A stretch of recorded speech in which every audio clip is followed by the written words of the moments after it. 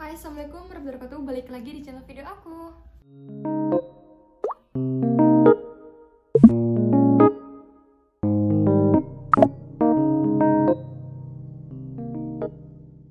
Akhirnya setelah sekian lama aku nggak upload video di YouTube, tepat hari ini akhirnya aku bisa upload kembali. Ya karena ada beberapa kesibukan yang bikin aku nggak sempat gitu untuk bikin video di YouTube. Sesuai judulnya, di sini aku bakalan ngejelasin gimana sih cara masuk tambang tanpa melalui orang dalam. Pasti kalian bertanya-tanya kan? Tapi sebelum aku lanjutin, boleh dong aku minta subscribe-nya dulu, like, comment, dan share ke media sosial yang kalian punya, dan jangan lupa follow Instagram aku @didisofian. Oke, terima kasih. Mungkin beberapa dari kalian ada yang nggak percaya, dan mungkin ada yang bertanya-tanya, kok bisa sih masuk tambang? Kok bisa sih? Pasti ada kenalan orang dalam nih. Pertanyaan seperti itu mungkin bakal terlintas di pikiran kalian atau di pikiran orang lain yang melihat aku kerja di tambang gitu. Tapi sejujurnya, aku masuk tambang tuh nggak ada bantuan siapapun, nggak ada orang dalam siapapun. Nah, di video kali ini aku mau ngejelasin secara tuntas, kok bisa gitu, kok bisa. Nah, tonton video ini sampai habis. Jadi aku jelasin dulu kenapa aku suka sama dunia tambang. Jadi dulu waktu aku sekolah SMK, aku punya tetangga gitu, dia sekolah di teknik gitu. Jadi setiap dia berangkat sekolah, dia ngebawa helm safety gitu. Aku inget banget helmnya tuh warna kuning, dan dia pakai sepatu safety gitu, sepatu boot. Itu ketika aku di zaman SMK.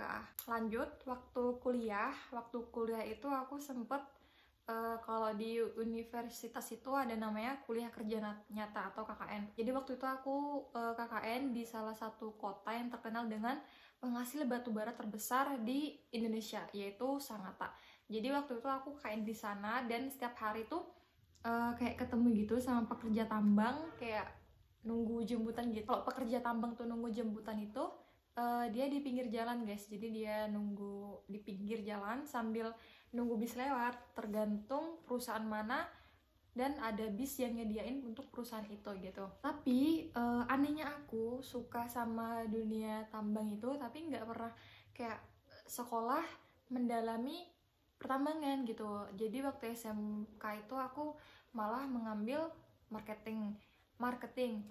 Terus kuliah aku malah mengambil manajemen, lebihnya ke manajemen keuangan. Dan aku lulus kuliah itu di Januari 2020. Waktu itu aku kuliah sambil bekerja karena tinggal nyusun skripsi aja gitu. Di semester 7 itu tinggal skripsian doang aku. Jadi menurut aku nggak terlalu ngeganggu sih kerja sambil skripsian gitu.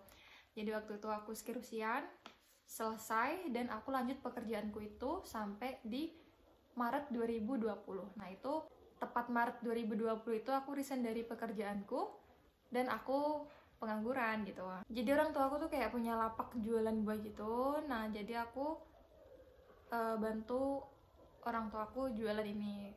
Terus nggak bertahan lama, akhirnya orang tuaku resign dari jualan ini, dan kemudian aku yang melanjutkan. Jadi setelah itu, waktu itu aku sempat berdiri di kaki sendiri, maksudnya jualan sendiri tanpa ada bantuan orang tua, itu sekitar 3-4 bulan. Tepat di Januari, Februari, Maret 2021 itu, aku sering kayak ngikutin pelatihan, bukan pelatihan sih, kayak seminar gitu, seminar tentang pertambangan. Waktu Januari Februari itu kan lagi rame-ramenya bulan K3 nasional. Bisa dibilang kayak bulannya orang tambang, jadi banyak banget seminar-seminar gratis. Jadi aku ikutin seminar selama Januari Februari itu. Di sisi lain, sambil aku berdagang atau berjualan tuh, aku juga nyari loker gitu. Jadi di Instagram tuh aku mengikuti loker-loker pertambangan gitu. Jadi waktu itu ada loker admin safety tahun 2021 itu di bulan Maret. Nah, aku mencoba apply ke lamaran tersebut via email dan juga langsung ke kantornya. Kebetulan waktu itu kantornya kantor hand office-nya itu ada di kota aku di Samarinda. Jadi aku kasih hard file-nya tuh satu kali, sedangkan untuk emailnya tuh aku berkali-kali, tiap pagi itu pokoknya aku terus kirim email ke perusahaan tersebut dengan harapan aku bisa dipanggil untuk tes dan wawancara gitu. Selang beberapa hari, aku lupa berapa hari, itu ada 2 minggu atau nggak salah, itu aku ngedapetin SMS seperti ini SMS-nya, dan aku tuh kaget banget gitu. Aku diberi kesempatan untuk tes dan wawancara. Jadi waktu itu aku datang ke kantornya pagi-pagi banget karena aku harus on time gitu. Jadi waktu itu ada 3 orang yang untuk tes dan wawancara. Aku orang pertama kali yang datang, terus ada 2 orang wanita lainnya. Jadi aku yang pertama kali dites dan wawancara. Waktu itu aku diwawancara sama HRD-nya perempuan. Untuk berkaca dari pengalaman sebelumnya, waktu aku wawancara itu aku kayak tegang gitu, kayak bisu nggak pernah melontarkan pertanyaan balik ke HRD-nya. Jadi setelah berkaca dari pengalaman itu, waktu aku diwawancara, aku juga mewawancarai HRD-nya. Jadi kami itu terkesan replay gitu, ada feedbacknya gitu kami waktu itu. Jadi aku melihat si HRD ini tertarik banget sama aku. Jadi waktu itu aku pernah dikasih pesan sama seseorang, kalau HRD dia bilang nanti dihubungin, itu kamu jangan berharap kalau itu bakal ada panggilan selanjutnya.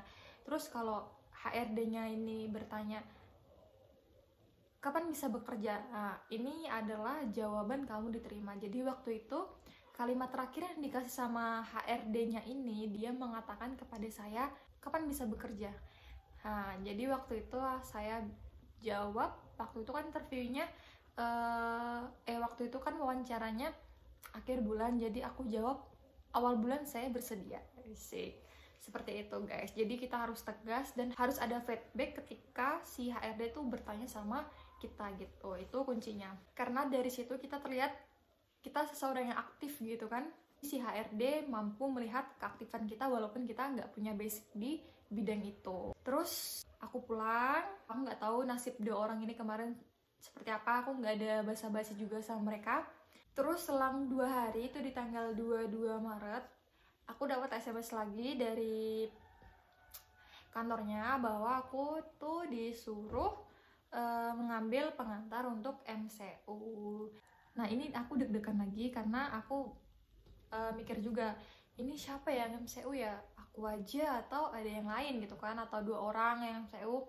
Jadi waktu itu aku ngambil ke hand office-nya lagi sama mbak yang berbeda sama yang kemarin aku wawancara. Jadi kemarin aku dikasih surat pengantar MCU untuk di klinik gitu. Jadi aku berangkat MCU, sudah selesai. Aku nggak tahu hasilnya seperti apa karena aku deg-degan, nggak ada dihubungin lagi beberapa hari. Aku takut banget hasil MCU aku tuh jelek banget gitu kan, sampai nggak ada dihubungi lagi. Selang beberapa hari aku dapat SMS lagi, SMS dari HO-nya lagi. Jadi SMS yang terakhir kalinya itu offering letter, dan aku dikasih surat pengantar rapid dan juga informasi tentang keberangkatan ke site gitu. Jadi waktu itu pagi-pagi aku dengan semangatnya aku berangkat ke kantornya HO-nya.